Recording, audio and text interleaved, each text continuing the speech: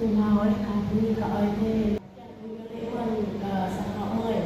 kèm cả mò rồi cũng tốt mà ngày một để làm chỉ các bạn biết này lễ quân làm tục đi gọi thì ở mình đảo của mình này.